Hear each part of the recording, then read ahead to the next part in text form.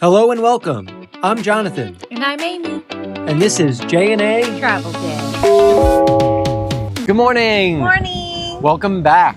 Yeah. Where are we? We're in Curacao. We are in Curacao. We're on our second stop on our cruise on board the Serenade of the Seas. And as is tradition, I forget my sunglasses, so I'll be a Squinty McGee, but that's okay. It'll be great. It'll be great. So we're doing a third-party tour because Jonathan said there's nothing to do in Curacao. We're gonna stay on the boat, and I was like, I will find something to do here. So I'm really excited. It's like a 7-hour tour. It's a long tour. Goes to a bunch of different spots. We will probably bypass the beach because, again, I'm already burnt. I don't need to see a beach, but I'm excited for the day.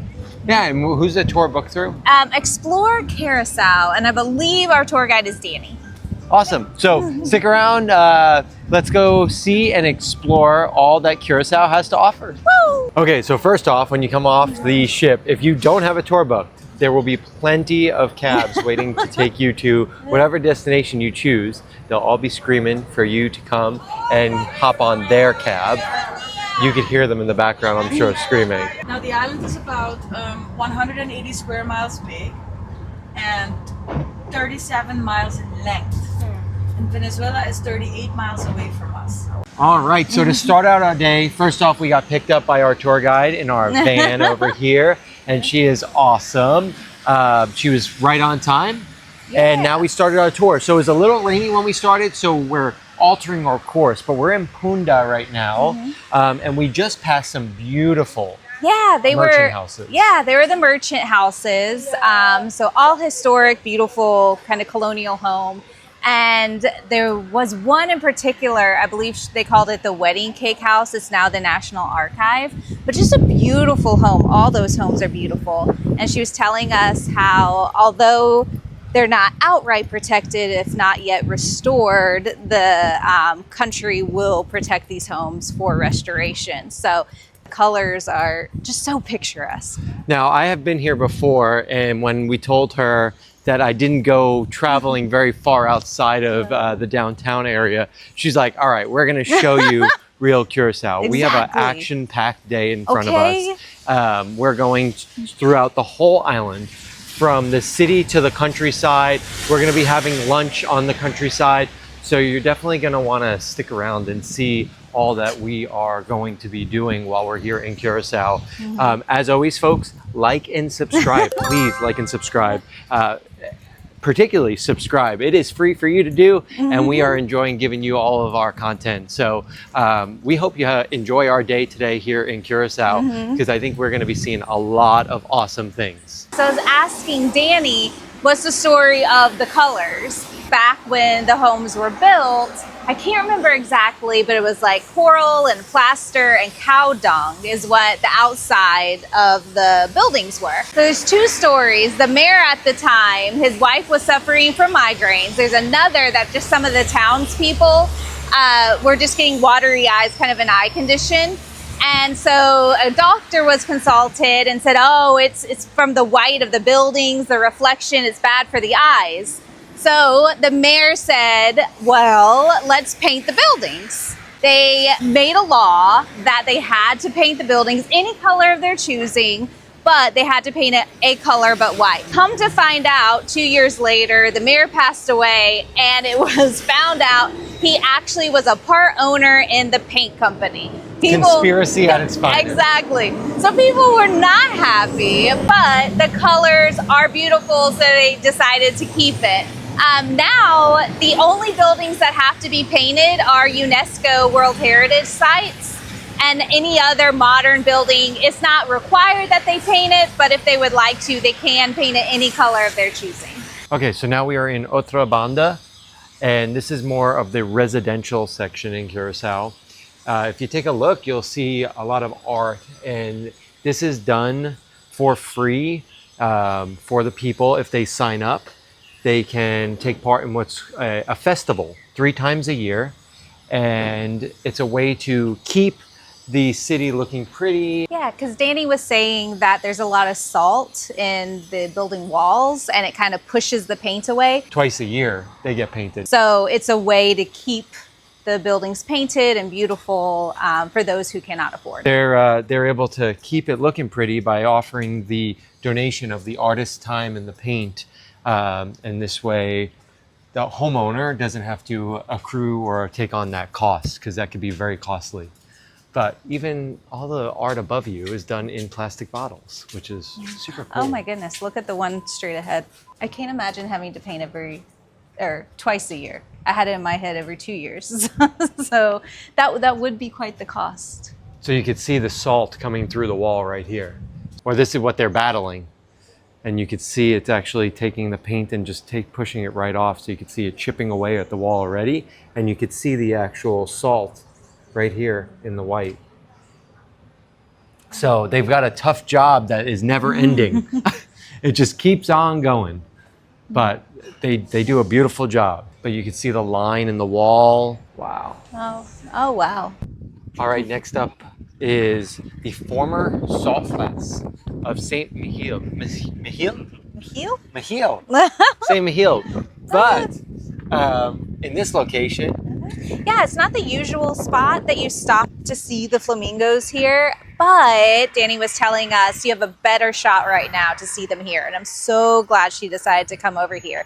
But if you see, there's some that aren't quite as peak, and she was telling us it's the end of mating season, so they're just getting, actually not even mating season, all their little hatchlings, their babies are growing up and they're getting their color back. She said when they're raising the babies, they put so much love and attention into the baby, they forget to eat. So they lose that color. And now it's just starting to come back because they're starting to eat the shrimps again. So, I mean, just beautiful. And there's so many of them. Yeah, there's beautiful location. So Dani took us over to the North Shore, and she was saying how the wind here is just so heavy and rough that there's really no beaches on this side, and they can't build the homes here. So that's where they have all the wind turbines, and it's just crazy to see how gigantic they are. I mean, you can see that huge bus driving by it, and just get the size comparison, but it is incredible. So, fun fact, that bus I pointed out earlier, it's actually moseying on out here because below us is where the cave tours are, if you come out for those. But you can see the kind of rock that we're on top of. They will soon be below. Because people had very little money, they were forced to use everything that was in our nature to build something with. So they had to become very innovative and use their imagination. So for example, the walls were built out of mud, chalk, and cow dung. The rooftops, this one here is a replica made with palm trees leaves, but the original rooftops were made with maize stacks. And then of course you have the cactus fence, which was very important back in the days because either you were a goat herder and you needed to keep the goats in, or you were not, and then you needed to keep the goats out because they would eat everything. Yeah. So Dani did take us by Turtle Beach, and this is a popular spot that you can see some of the sea turtles coming in.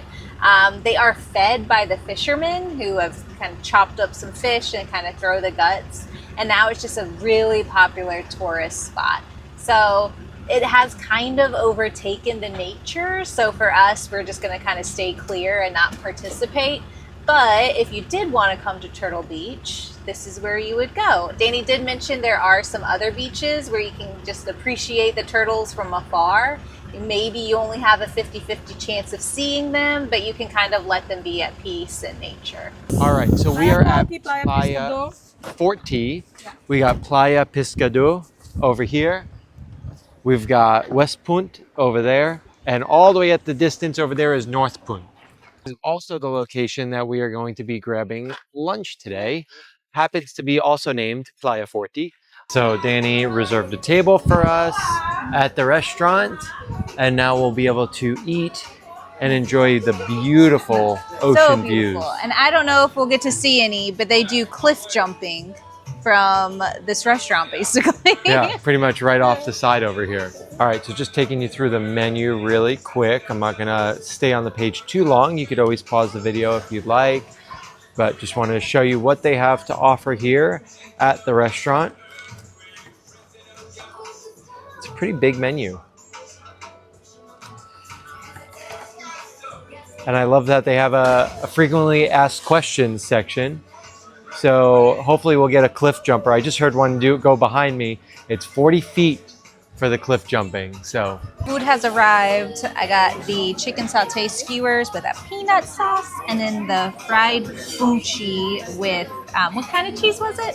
Gouda cheese. Gouda cheese. It looks delicious, and apparently it's a must try. So we're gonna have that. And what did you get? I got grilled mahi mahi with also funchi, which is fried polenta with the Gouda cheese on top, side salad, and fruit. So we're gonna eat now lunch, and then we're gonna continue our journey with Dani. Okay, so just finished lunch. It was delicious. It was so good. It was about $41 for both of our meals. We both got water. The mahi mahi was a little bony, I'm not gonna lie. So as long as you don't mind picking the bones out, it was phenomenal. It wasn't overly fishy. It was a huge piece of fish. It was I am ginormous. stuffed. Yeah. And I mean, my chicken, it was chicken, but they make all the sauces here. So my peanut sauce was really, really good. The dressing on the salad. The dressing on the salad. Which you didn't eat. I didn't eat the salad. But my food was delicious. Yeah. And the fried funchi, it was very good. It was good. Just a basic polenta with some cheese on top. Yeah. Tasty. No, it was very good. If you come out to this area, there are other restaurants. Feel free to choose the one that you all would like. However, local, born and raised here, says this is the best one to come to, and she doesn't get paid a commission for her to say that. So, all right, on to our next stop. Woo! So we made a quick stop, and we have a yellow tree. It's not the full bloom tree just yet, but we have one to our right that we're going to show you. It's the Quebrahacha tree. It means break the axe, because the wood is so hard, it would break the axes of the Spaniards when they would try and chop it. But it is beautiful. Flowers bloom only 2 days a year. So we're here in a lucky time. So she was saying the hillside is going to be in yellow for about 2 weeks as the flowers bloom. It is a beautiful tree. And you could see some of them starting to bloom out in the distance. So it's pretty cool to see it. This country mansion or plantation house of Kenepa, I should say, it had plantation for fruit, for mahogany trees.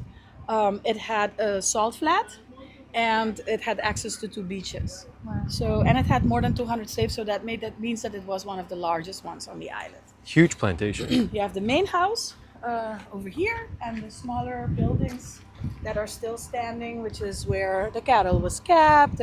All right, next up, not the trash cans, but it is called Playa Grandi. And it is the most photographed beach on the island. So we are not going to be staying, but we needed to come see it.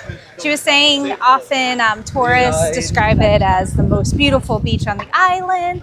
She says she doesn't know if she agrees, but it does have beautiful white sand beaches. She was mentioning earlier, a lot of the beaches are more rocky. This does, you can see, have some rocks, but it does have that white sand, and it is beautiful. And it is on the calmer side of the island, so the ocean, you can hop right in. Tons of spots to get some snacks, to get some water, so you could spend all day here if that is up your alley.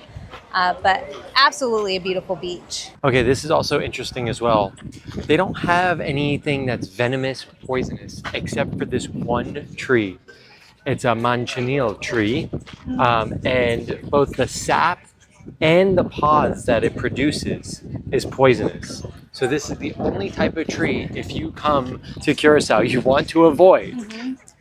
Because it can cause extreme breakouts, rashes, hives. If you eat the fruit, it will actually close up your throat if you have an allergic reaction to it.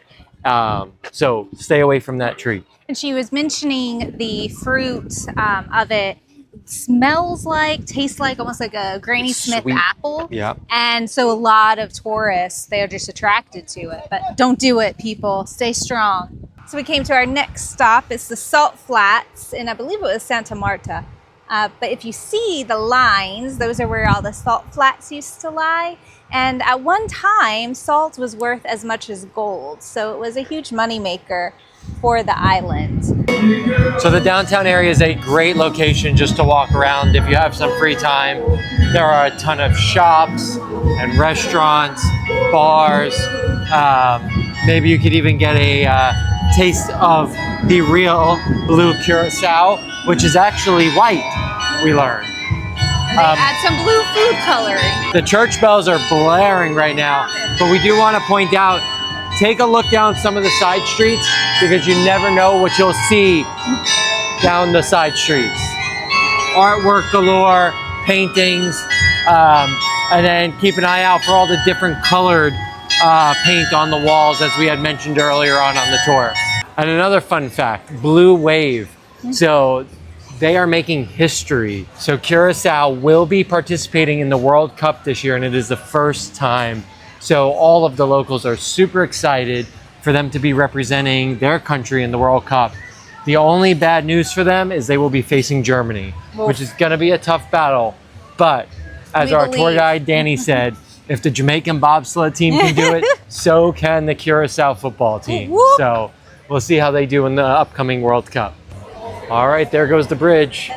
It is an orange flag, so that means it will only open for a short time. So you can actually see all the way out in the distance, there's somebody with a yellow shirt. So they're actually on the bridge, so they're not able to exit right now until the bridge comes back together. So it's a small boat going through, and then it'll come right back to where it is and become a walkway again. All right, and the bridge is back open again. Time for people to cross. All right, everyone, we are back to our ship. Woo! Dani, it has been an amazing time today. My pleasure. So if you come to Curacao, explore Curacao by Dani. It is her company. She does a phenomenal job getting to see every place on the island, from the countryside to the city. We saw everything. And she comes right into the port, picks you up and drops you off, takes you to the best restaurant on the countryside, and we had such an amazing time. We did, and we avoided the rain. We're just now getting touched by it. Yeah. All day we avoided. Great, awesome. Yes. Thank you very much. We'll leave the link down below for her so you can book, contact her, come visit Curacao. We hope you enjoyed our video today, and we'll see you on the next one. Bye, everybody.